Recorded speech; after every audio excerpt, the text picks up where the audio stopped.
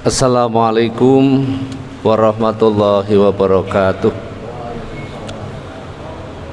Alhamdulillahilladzi arsala rasulahu bil huda wa dinil haqq liyudhhirahu 'ala dini kullih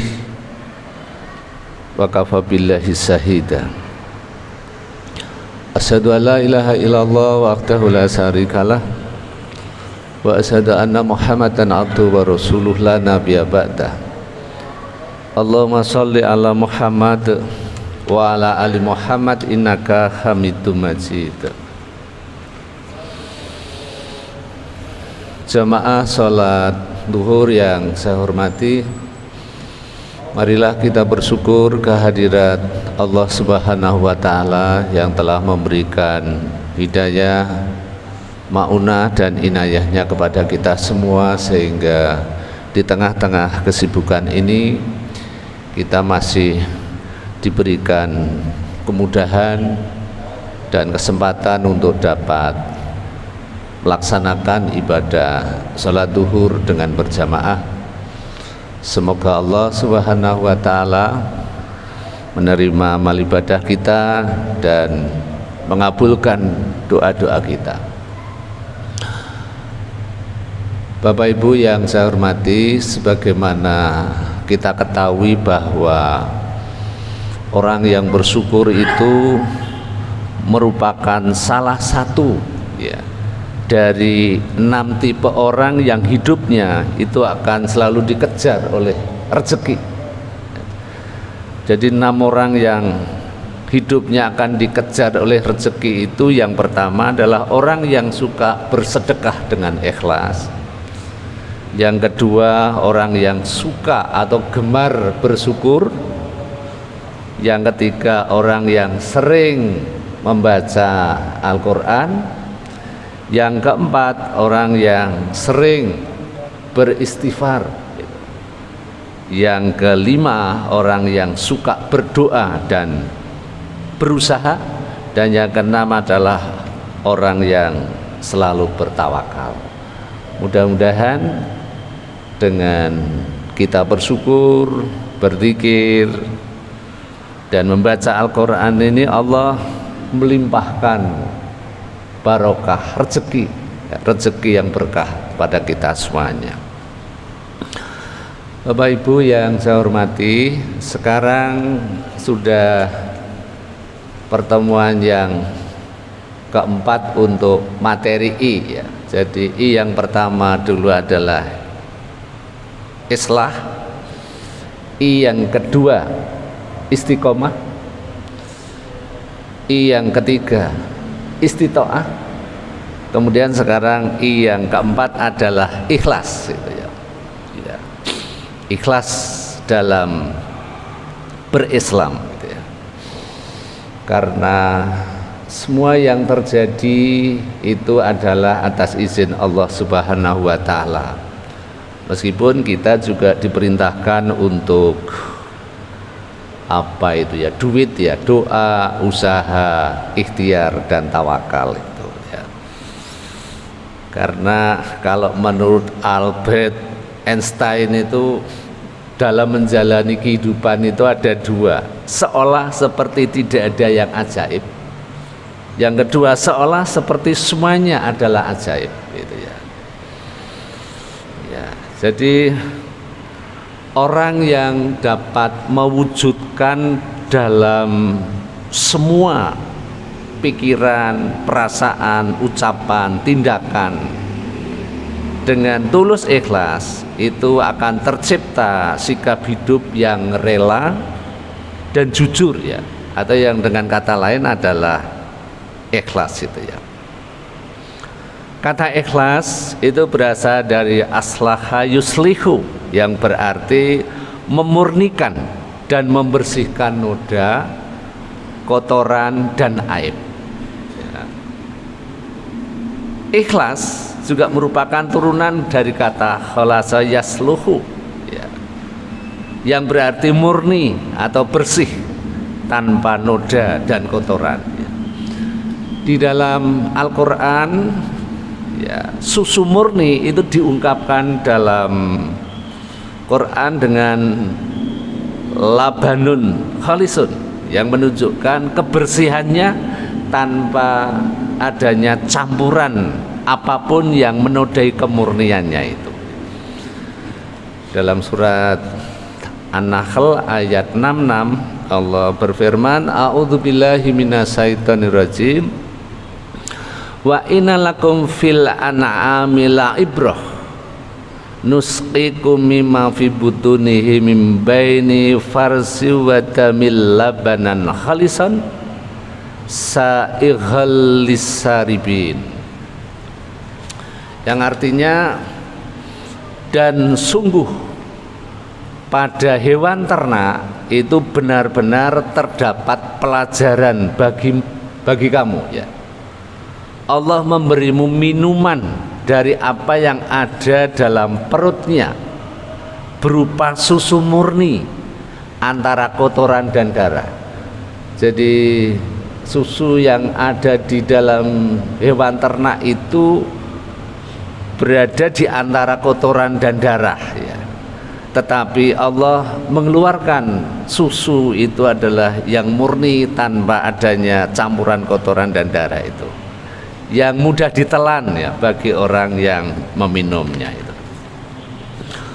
Oleh karena itu, Bapak Ibu yang saya hormati, ikhlas dalam berislam itu berarti memurnikan, membersihkan, dan menghilangkan segala noda baik fisik maupun psikis, ya, yang dapat mengotori hati di dalam berislam, sehingga terbebas dari apa yang disebut syirik, riya, sum'ah, ujub dan sebagainya.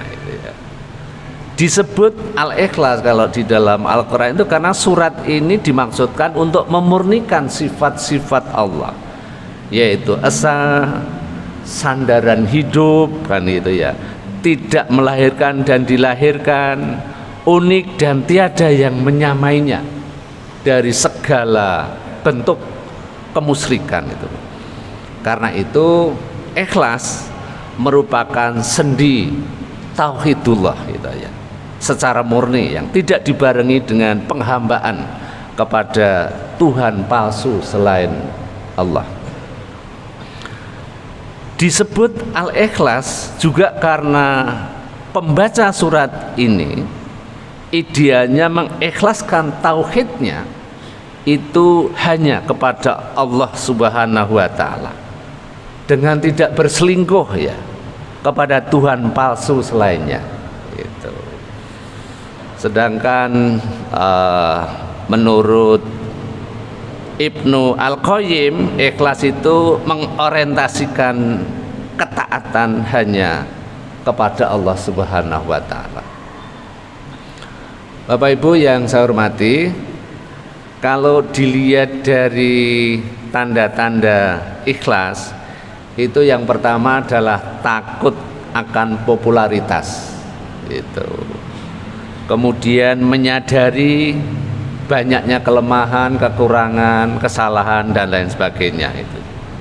Yang ketiga, cenderung mengembangkan amal solehnya. Yang keempat, siap ditempatkan dimanapun, dimana saja ketika diberikan amanah itu, ya. Kemudian yang kelima, mengharapkan ridha Allah. Yang keenam, cinta dan marah karena Allah. Yang ketujuh, sabar terhadap panjangnya jalan, bahwa semua proses itu ada regulasinya, ada aturannya, ada caranya, ada aturannya dan lain sebagainya. Yang kedelapan, senang bila memiliki teman yang mempunyai kelebihan. Bapak Ibu yang saya hormati, ikhlas juga menjadi penentu keislaman kita atau keislaman seseorang, karena diterima dan tidaknya amal perbuatan kita di hadapan Allah itu ditentukan oleh keikhlasan hati kita itu, ya. Jadi amal yang dikerjakan dengan tidak ikhlas di mata Allah itu tidak akan bermakna dan sia-sia belaka.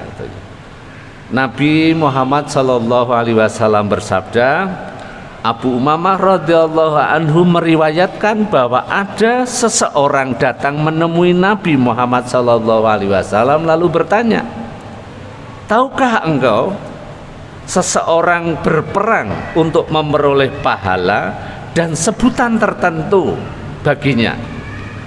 Lalu Nabi mengatakan, dia tidak mendapatkan apa-apa, atau dia tidak akan mendapat apa-apa.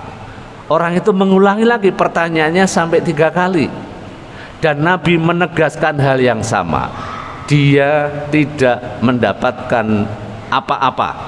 Kemudian Nabi bersabda, sesungguhnya Allah tidak menerima amal kecuali yang dilakukan dengan ikhlas dan mengharap ridha Allah semata-mata.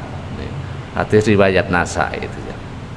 Jadi memang ikhlas itu ya mudah diucapkan ya, tetapi tidak selalu mudah untuk dilaksanakan.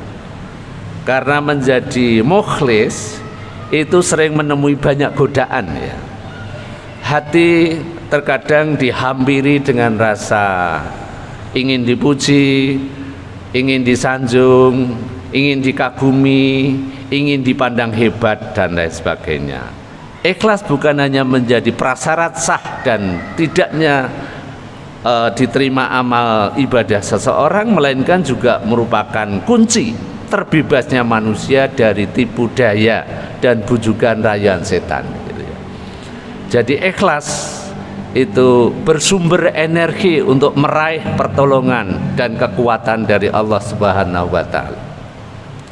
Jadi Nabi Muhammad SAW bersabda, Allah Subhanahu wa taala akan menolong umat ini dengan orang yang lemah di antara mereka melalui doa, sholat, dan keikhlasan mereka. Dengan demikian, ikhlas itu bukan keterpaksaan, tetapi kemauan yang tulus, kesadaran hati, dan pilihan yang murni untuk mau belajar, mau menyadari, menerima, dan merelakan sesuatu yang menodai, mengganggu, dan mengurangi nilai suatu amalan atau pekerjaan itu. Oleh karena itu, Bapak Ibu yang saya hormati, kalau dalam bahasa Jawa orang yang ikhlas itu kan setan rak doyan demit rak ndulit gitu ya. Artinya orang yang ikhlas itu betul-betul tulus, semuanya itu hanya mengharapkan ridha Allah Subhanahu wa taala. Ikhlas itu harus menjadi pangkal kejujuran spiritual ya. Karena ikhlas menjadi pengawal kesucian. Ikhlas menjadi kemurnian tujuan dan kemuliaan hidup yang diraih semata-mata hanya mengharapkan ridha Allah Subhanahu wa taala. Bukan karena pamrih, bukan karena menginginkan pujian, bukan karena mengharapkan sanjungan, bukan karena ria, bukan karena sum'ah atau pencitraan, bukan karena ingin dikagumi sebagai orang yang hebat ya. Jadi jangan sampai ketika ada seorang pejabat yang ditanya bagaimana kalau ada rayuan atau godaan wanita, kalau dia menjawab ya risikonya orang ganteng, itu kan berarti kan itu kan apa ya sombong gitu ya, sombong gitu ya. Padahal kegantengannya itu adalah merupakan ujian dari Allah Subhanahu wa taala yang mestinya kegantengannya itu diikuti dengan ketaatan, akhlakul karimah, akhlak yang baik di dalam kehidupannya itu. Nah, terkait dengan konteks ini Allah Subhanahu wa taala berfirman di dalam surat Al-Bayyinah ya, ayat 5 yang berbunyi a'udzubillahi minasyaitonirrajim wa ma umiru illa liya'budullaha mukhlishina lahuddin hunafa wa yuqimunas sholata wa yutuz zakata wa dzalika dinul qayyimah. Ya, yang artinya padahal mereka hanya diperintah beribadah kepada Allah dengan ikhlas, mentaati semata-mata karena menjalankan agama, dan juga agar melaksanakan sholat, menunaikan zakat, dan yang demikian itulah agama yang lurus, agama yang jauh dari syirik, agama yang jauh dari kesesatan. Kemudian Bapak Ibu yang saya hormati, yang terakhir, bagaimana merawat ikhlas itu, atau tip merawat password ikhlas itu paling tidak ada 3. Yang pertama, perbanyaklah memberi maaf kepada orang lain dan diri sendiri, serta memohon ampunan atas kebiasaan ketidaksengajaan kita menyalahkan Allah. Yang kedua, perbanyak rasa pengakuan dan kepercayaan dari diri sendiri dan memberikan pujian kepada orang lain, memberikan reward, memberikan apresiasi kepada orang lain atas prestasi yang dia lakukan. Yang terakhir, bergaul dengan orang-orang yang beroperasi di zona ikhlas, yaitu syukur, sabar, fokus, tenang, dan bahagia. Itulah kultum yang dapat kami sampaikan. Mudah-mudahan kita tergolong orang-orang yang mukhlis, ya. Kurang lebihnya mohon dimaafkan. Assalamualaikum warahmatullahi wabarakatuh.